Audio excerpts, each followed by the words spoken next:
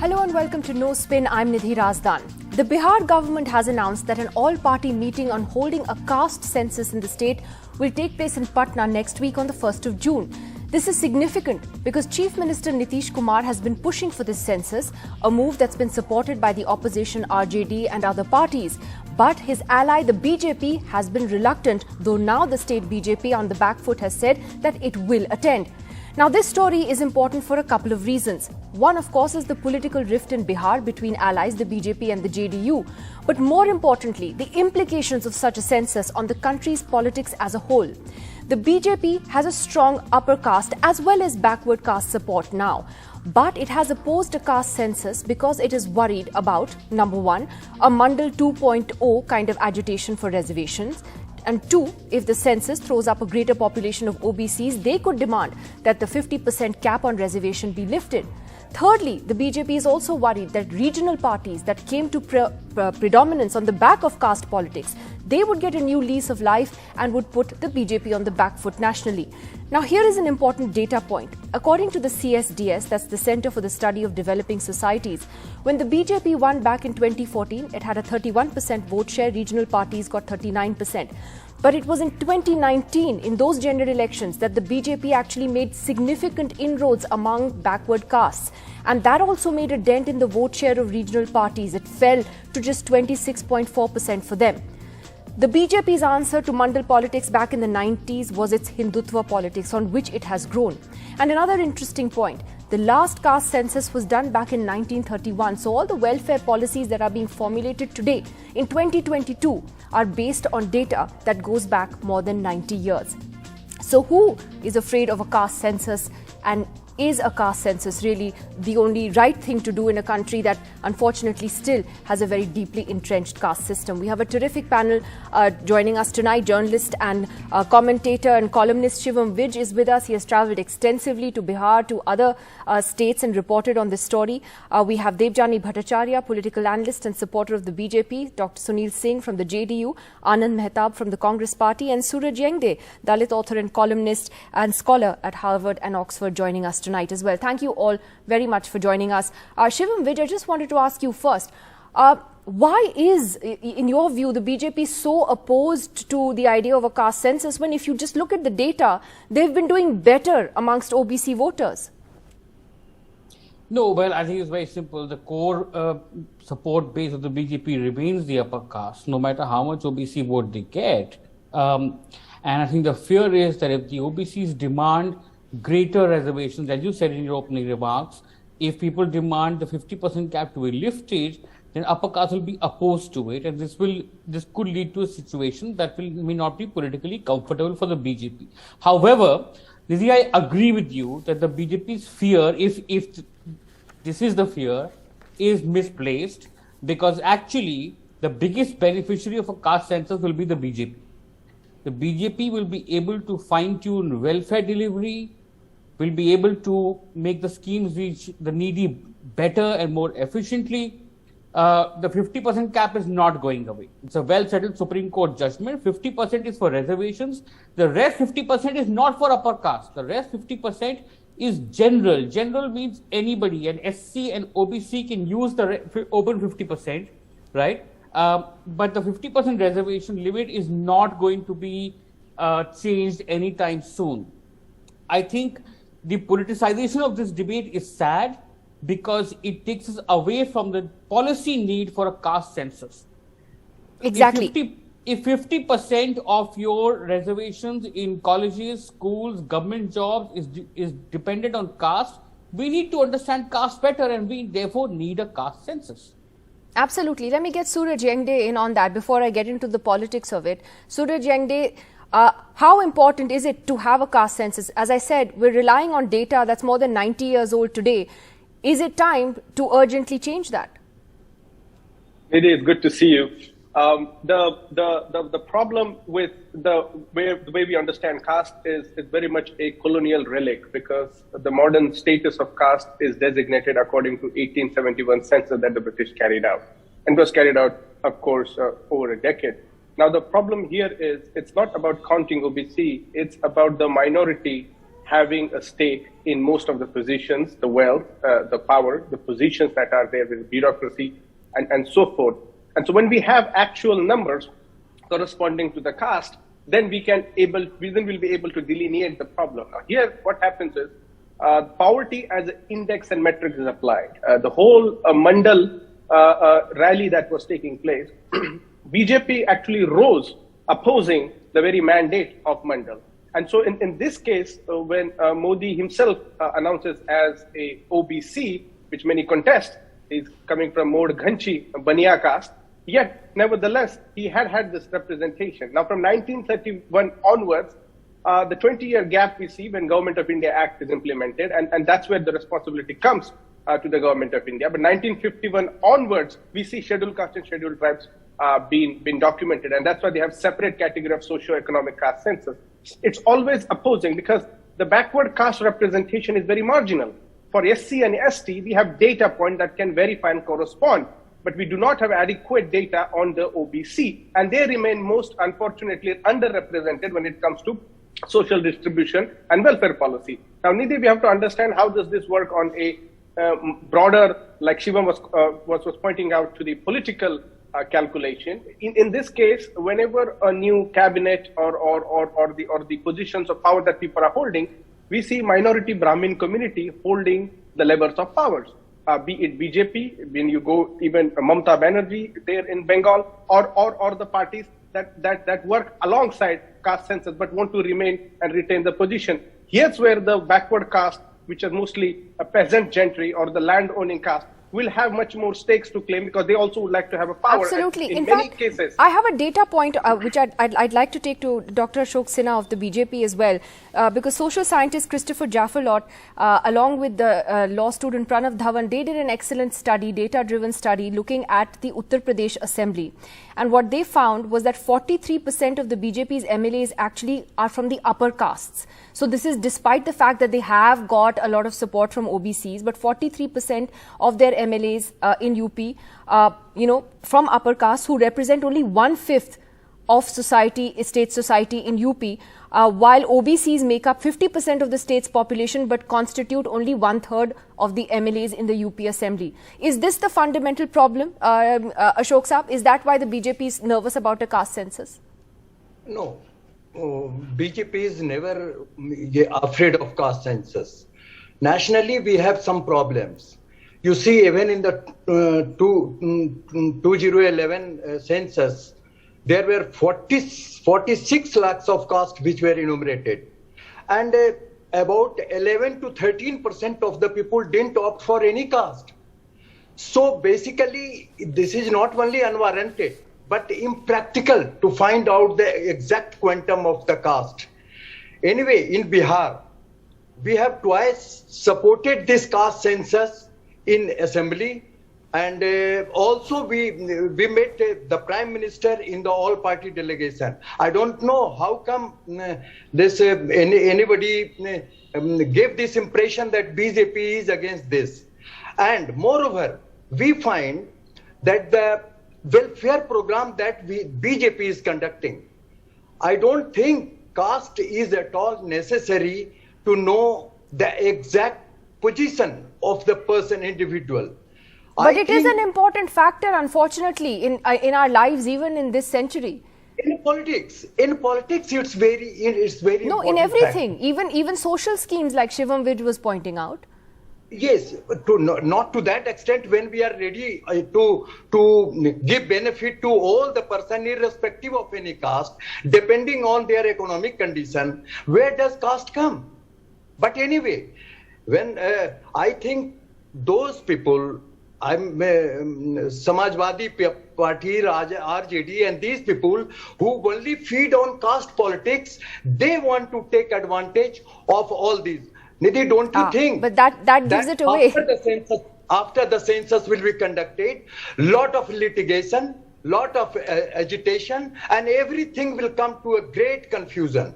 So I think it's an unworkable Okay. etc. All right. So you're being honest, saying that while you're supporting it in Bihar, you don't think that you think it will open floodgates at a national level, litigation, agitation, etc. Let me ask the Congress spokesperson about that. Anand Mehtab, the country has already suffered through Mandal 1.0. There's been this whole debate about reservations. How does the Congress see this? Congress is very clear in its mind that we are in favor of caste census. Why? Because it's really important for the social justice. At the same time, it is also important to do good for the society. But if you see the character of the BJP, it's a very contradictory. At one point, they are thumping their chest that they have got 27 ministers, OBC ministers in their cabinet. Then what is the use of repeating this? And at one point you are saying there are only two castes, one is the rich one and one is the poor one. So you can see very well read between the lines. And second thing, as you know, Sri Mohan Bhagwat ji has repeated time and again that the revision of reservation is also important. So BJP is also against reservation. But if you want to do justice to the society, you have to go for the affirmative actions. Now, second thing, if you come to the Bihar, you will very clearly understand why it is happening and why Nitish ji was trying to do this since long back. When let me ask the JDU this question, Sunil Singh ji. There seems to be some tension between the JDU and the BJP for various reasons now. But had this also become another point of disagreement? Although the BJP is now on board for this all-party meeting, but are you all not seeing entirely eye to eye even on a caste census? Look, Nidhi, वैसे there is a BJP spokesperson to say this. Let me also clarify that I don't know how this narrative was created that BJP is opposed to caste census. BJP was with this decision approving this twice in the state legislature. BJP was a part of all party delegation meeting the Honorable Prime Minister but for nationally caste it's census in different. Bihar. The BJP it did the caste census in Karnataka. So I don't know how this narrative was created. Probably BJP wanted to make it very thoroughly solved because so many castes and subcastes. If the census is to be done, it has to be done in a very scientific manner with material and methods to be discussed. Now, Honorable Nitish Kumar, if he does something very proper. So all the politicians, the state, the officers, the staffs, and the people will have to collaborate fully to have this caste census in a literal manner. Because the previous exercise by the UPA government was in a whimper. It could not, because it was not done properly. So, all party meet is necessary to discuss about the scientific ways, the material methods, and how the people's representative, how the officers, how the staff will conduct the caste-based census. That is what is taking time. Somebody is trying to take the credit and hog all the credit just by saying that they will do a pedal march for the caste census is creating a wrong narrative. It is not easily said. You're making a reference to Tejasvi Yadav. I just want to get Devjani Bhattacharya on in. But is there a concern, Devjani Bhattacharya, which Ashok ji also kind of alluded to, that caste-based parties, political formations that have come up like the SP, BSP, RJD, etc., these are the parties that would benefit politically from a caste census. Is that a worry in the BJP? Nidhi, I'll tell you, this is not a worry. This is a very shameful thing. I strongly criticize a caste census, because if in India, ideally, actually we didn't have caste, we had Varna. So Varna Ved, depending on professions. So today we are going to have census. Why don't we go for profession census? Why don't we go for education census? Why don't you go for employability census? Now you see the hashtags that are running, Modi job though. How many migrant laborers died? How many farmers died? The opposition keeps on asking questions. To answer these questions, what we need is data. And census is an inclusive exercise. What we are going to do, a comprehensive database of the Indian populace. We need to have minute details of their socio-economic profile and not caste. Caste is absolutely redundant, and even if is it redundant? Is it? Actually not. Why, Nidhi, I'll come to that. Even if caste is not redundant, to me it is redundant. I tell you, I clarify this. To many it may not be redundant. In that case also, if we get a very comprehensive database built, we can derive the caste data from that. For that, the census needs not focus on caste. Because the moment we focus on caste, we go in a divisive approach. While we actually need to do an inclusive, census to include, and we need to map how many people in which category, the skill census, the profession census, the education census, the employability census, then only we can understand. It is a divisive exercise, Suraj Yengde. If you have a caste census, exercise, rather let me ask him. Okay. Is it a divisive exercise? Is it just going to further divides rather than heal them? Nidhi, it seems like Ms. Bhattacharya is still sleeping and not awake from the 17th century view of the Varna-based and the kind of modernity of the caste in this sense. She, as a Kulin Brahmin, can of course have the privilege, because if you look at the data, and this is why we are still relying on 1931 may I get the benefits of the reservation, please? As a Kulin Brahmin, can I enroll myself as a Dalit? Can I enroll myself as a Dalit? Is there any provision? Okay, let him speak. I mean, if we have to... Okay. Let him finish his point. I'll come back to you. Yes. Sorry, go ahead, Suraj Yengde. When, if you look at the distribution of, for example, the national income. Now, there is a research from Paris School of Economics where Thomas Piketty and one of his students has conducted a research. Again, relying on a data that we don't have, because caste census will also give us the actual figures of Ms. Bhattacharya's caste as to what her social status is, where do they lag. Now, among Brahmins, there are close to 1,550 subcastes across India. Now, what you have Kashmiri, for example, Rajdans might not be reflect to the Iyer Iyengar Brahmins or the Bhattacharya. We have to also amplify their backwardness, if at all it exists, when it comes to a comparative social disadvantage. That's how policies work. Any scientific approach we take, we need to have a data, not just concerning scheduled caste, scheduled tribe or backward caste, but also everybody. It includes Muslims and so forth. In this sense, Nidhi, we really need a very pragmatic approach. What does it actually do in a practical sense? We need to identify the metrics of social and as well as sub-social, which is caste and sub-caste representation. Because representation is what we are claiming here. In this case, the whole stake is across pan-India. Tamil Nadu government, for example, has a very strict policy when it comes to reservation, which they overrode the central government's order by passing. So what it really means is, where are the people? The top 10% people, when it comes to the Savarna caste, have stakes of 60% of national wealth. And the SC and ST and OBC are in the lowest 50.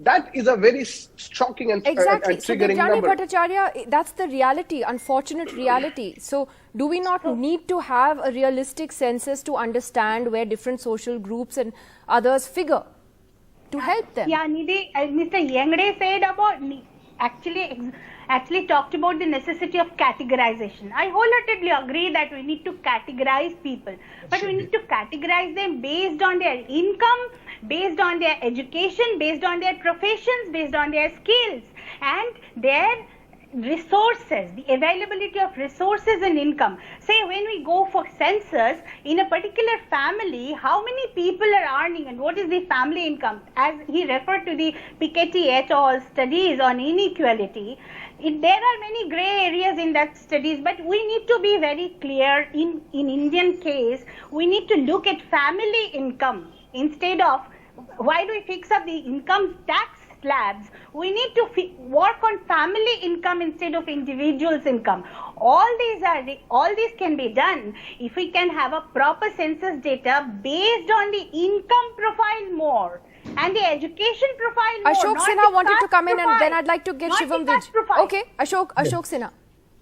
2-3 things I want to make clear. First one is that rightly Mrs. Bhattacharya told that there should be census of income, jobs.